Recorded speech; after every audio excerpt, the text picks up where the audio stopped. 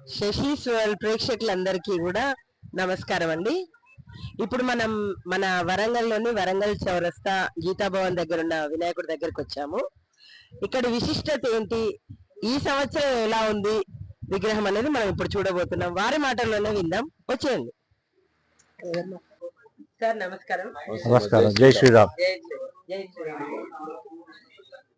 ఇప్పుడు మనం మన వరంగల్ చౌరస్తా గీతాభవన్ దగ్గర ఉన్న వినాయకుడి దగ్గరికి వచ్చాము. చాలా అద్భుతంగా ఉంది ఈ సంవత్సరం వినాయకుడు. ప్రతి సంవత్సరం కూడా మనకు రకరకాలుగా ఉంటుంది. పోయిన సంవత్సరం చూసాము పూలతో గణపతి, మన ఛానల్లో వీడియో కూడా ఉంది. ఈ సంవత్సరం ఏంటి విశిష్టత? మనకు అద్దాలు కనబడుతున్నాయి. ఏంటి విశిష్టత, ఎలా చేశారు, దానికోసం ఎన్ని రోజులు కష్టపడ్డారు, విగ్రహం ఎక్కడ తయారు చేయించారు అనేది ఇప్పుడు మనం చూద్దాం. సార్ చెప్పండి, ముందు మీ పేరు చెప్పండి, విగ్రహ విశిష్టత గురించి చెప్పండి. జై శ్రీరామ్.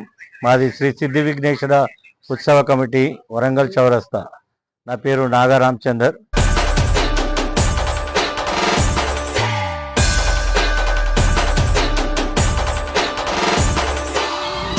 आपल्याला फक्त दोनच गोष्टी आवडतात, गणपतीची गाणी आणि आपला लाडका चित्र.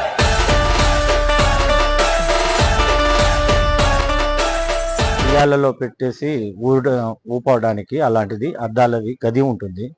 మీరు కావాలంటే కూడా భద్రకాళి దేవాలయంలో చూడవచ్చు. మనము ఎంట్రన్స్ లో కుడివైపు చెట్టు కింద ఉంటుంది.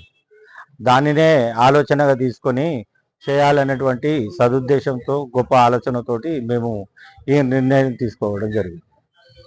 ఇప్పుడు ఎట్లా అంటే నిమజ్జన ఏ రోజు? ఈ నిమజ్జన కార్యక్రమం కూడా ఇప్పుడు వినాయక చవితి నుంచి ఇప్పటి వరకు స్వామివారిని ఏ విధంగా చూస్తున్నారో అదే విధంగా స్వామివారిని ఊరేగింపు చేస్తాము. అదే విధంగా స్వామివారిని వరంగల్ పురవీధులలో ఊరేగింపు చేసి చిన్న వడ్డపల్లి చెరువు నందు నిమజ్జన కార్యక్రమంలో మేము పాల్గొంటాము. స్వామివారిని సేమ్ ఎలా ఉన్నారో అలాగే నిమజ్జనం కూడా చేయడం జరుగుతుంది. ఇప్పటి వరకు దాదాపు ఎంతమంది భక్తులు దర్శించుకున్నారండి? ఒక అంచనా ప్రకారం అంటే, ఎందుకంటే ఇప్పుడు అర్ధరాత్రి అవుతుంది, ఇప్పుడు ఇంకా ఉన్నారు, ఇంకా వస్తున్నారు అంటే ఇన్ని రోజులలో ఇంకా మనకి ఇంకా 2 రోజులు ఉంది. దాదాపు ఎంతమంది దర్శించుకున్నారు, ఇంకా ఎంతమంది దర్శించుకునే అవకాశం ఉంది? మేము ఏ విధంగా అంటే అంచనా వేయలేకపోతున్నాం. రోజు రోజుకు మొదటి రోజు మా పూజ అయ్యేసరికి 11:30 అయింది. తర్వాత నుంచి రోజు రోజుకు గంట గంటకు ప్రవాహం పెరుగుతూనే ఉన్నది, జన ప్రవాహం పెరుగుతూనే ఉంది. ఉదయం 8:30 నుంచేలే భక్తులు రావడం. పక్కనే దేవాలయం ఉంది కనుక ఆ దేవాలయానికి వచ్చే భక్తుల ద్వారా 1 నుంచి 4, 4 నుంచి 8, 8కి 16 ఈ విధంగా పెరుగుతూ గంట గంటకు భక్తుల జన సందోహం పెరుగుతూనే ఉంది. మాకు ప్రతిరోజు 150 కిలోల నుంచి 200 కిలోల మధ్య ప్రసాదం కూడా వచ్చిన భక్తులకు లేదనకుండా పంచడానికి మేము మా కమిటీ వాళ్ళందరం తోడ్పడుతున్నారు, చేస్తున్నాం. చాలా బాగుందండి. అదేవిధంగా నిన్న మా కమిటీ తరఫున అన్నప్రసాద వితరణ కార్యక్రమం కూడా జరిగింది. సుమారుగా 5.5 క్వింటాల వరకు భక్తులందరికీ అన్నప్రసాదం కూడా మేము పంచడం జరిగింది. చెప్పండి. మట్టి వినాయకుని పూజిద్దామండి. ప్రతి సంవత్సరం మట్టి వినాయకుని పూజిద్దాం, పర్యావరణాన్ని కాపాడుకుందాం. ప్రతిదీ కూడా మా కమిటీ నుంచి నాగర్ రామచందర్ తను మాట్లాడాడు. అమ్మ మీ మాటల్లో చెప్పండి. మహిళలు మీరు ఇంత జై శ్రీరామ్.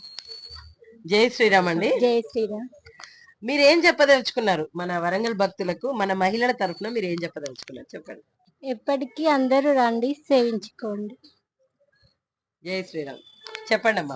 తన మాట నా మాటలు కూడా ఇలాగే మన వరంగల్ వాసులు తెలంగాణ ప్రాంతం, దూర ప్రాంతాల నుండి కూడా వస్తున్నారు. చాలా వరకు చూశారు. ఇప్పుడు మనం అందరం కూడా చూసాము సోషల్ మీడియాలో. సోషల్ మీడియా వల్ల ఎక్కడెక్కడికో వెళ్ళిపోతుంది ఇక్కడ ఇట్లా ఉంది అని చెప్పేసి. కాబట్టి మనము అందరం కూడా ఇంకా ఎక్కువ సంఖ్యలో కూడా భక్తులు దర్శించాలి. వచ్చే సంవత్సరం మరికొత్త కాన్సెప్ట్ తో కలవాలి. మన వినాయకుడి దీవెనలు వరంగల్ వాసుల మీద, మీ కమిటీ సభ్యులందరి మీద మరియు మా మీద అందరి మీద కూడా ఉండాలని కోరుకుంటున్నామండి. జై శ్రీరామ్. జై జై బోలో గణేష్ మహారాజ్ కి.